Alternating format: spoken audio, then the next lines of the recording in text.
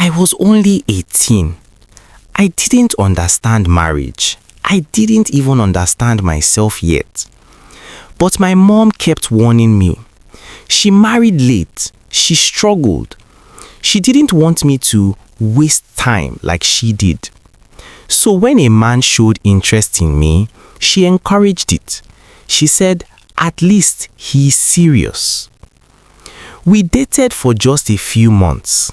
It was a long-distance relationship. Phone calls, late-night chats, promises, sweet words. We never argued. We never tested real life together. I thought that meant love. I didn't know it only meant we hadn't met reality yet. When he proposed, I was scared, but everyone around me was excited. My mom said, men don't wait forever. Relatives said, you are lucky at your age. No one asked if I was ready. No one asked if I understood marriage. So I said yes because I didn't want to disappoint anyone.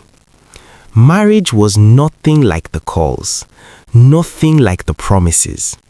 Suddenly, I had responsibilities I didn't understand. A home to manage, a husband to please, a role I wasn't prepared for. When I struggled, he said I was lazy. When I cried, he said I was immature.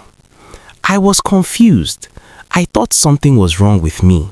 Some days, I woke up by 1 p.m. Not because I was lazy, but because my body felt tired, confused, heavy. Then it would hit me. I was married. I forgot I was supposed to prepare food.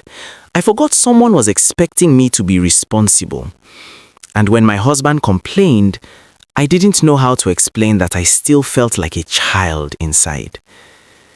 Before marriage, I was always with my friends. We laughed all day. We slept over. We talked till morning. Now, I watched my phone quietly. I wanted to go out. I wanted to sleep over. I wanted to feel free again. But I couldn't. I was married. My friends still went to clubs. They still had fun. But they stopped telling me. Not because they hated me, but because they assumed, she's married, she won't come. No invitation, no message, no explanation. That's how loneliness started. Whenever it became too much, I called my mom. I wanted her to say, it's okay, you're still young. But she didn't. She said, you're married now, talk to your husband. That sentence hurt more than shouting, because I wasn't looking for advice. I was looking for comfort. My husband expected a wife. My friends saw a married woman. My mother saw responsibility. But no one saw me. A girl who skipped a whole stage of life. A girl who didn't finish growing before becoming a wife. Every morning, my husband would ask, what are we eating? Simple question. But my chest would tighten because I didn't plan meals. I didn't know routines. I was never taught how to be someone's wife. He started complaining quietly. The house is always messy. You sleep too much. My food is late. He wasn't wicked. He was just tired. But each word felt heavy, like blame. And I started feeling like I was failing at something I was never trained for. I stopped dressing up. Not because I didn't want to look good, but because I no longer recognized myself in the mirror. I was always indoors, always thinking, always worried. I missed being careless.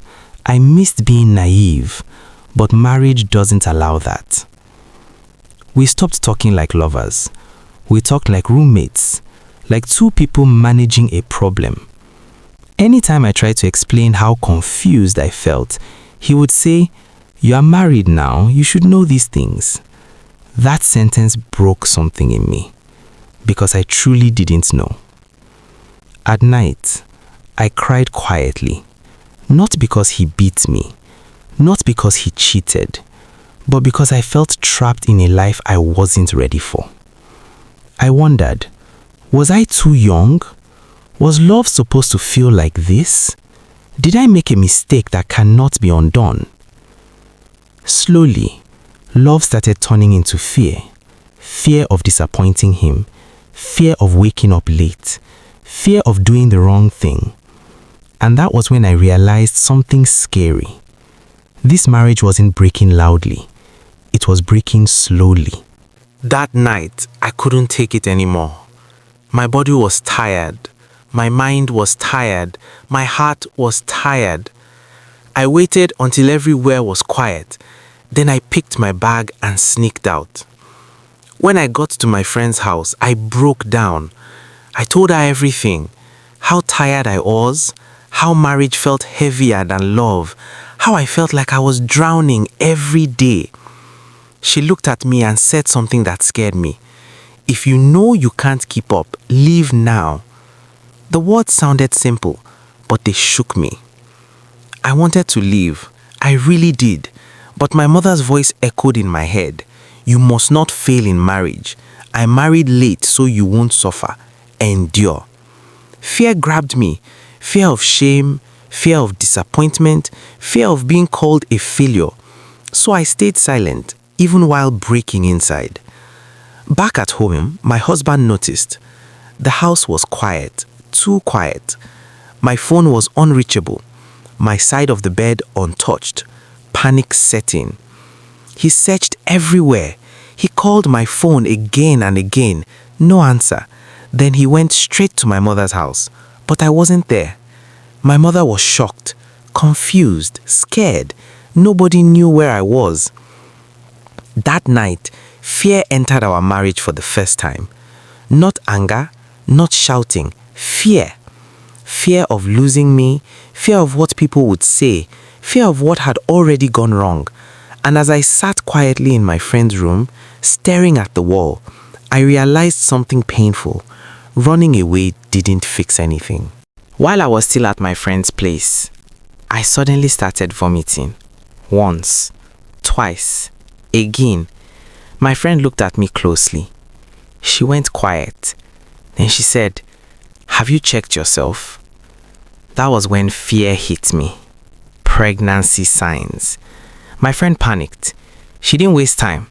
She said, "You must go home now." On the way back, my heart was racing. I expected shouting, anger, questions, blame. I was ready to be judged. But when I entered the house, my husband didn't shout. He looked tired, scared, relieved. Then he did something I never expected. He apologized. He said, "I'm sorry if I didn't understand you. I don't want to lose you. Let's get help." That was the first time I felt seen. We went to see a counselor. She didn't blame me. She didn't blame him. She explained marriage slowly. She taught me how to adjust. She taught him how to listen. For the first time, marriage didn't feel like a punishment. With time, things changed. I started learning. He started teaching. He created time for me, helped me, supported me. Then the pregnancy joy came. We laughed again. We talked again. We healed. We didn't become perfect, but we understood each other. Love grew. Patience grew. Respect grew. And slowly, the marriage I once wanted to run away from became the home I was grateful for. Sometimes, marriage doesn't break you. It reveals what you are never taught.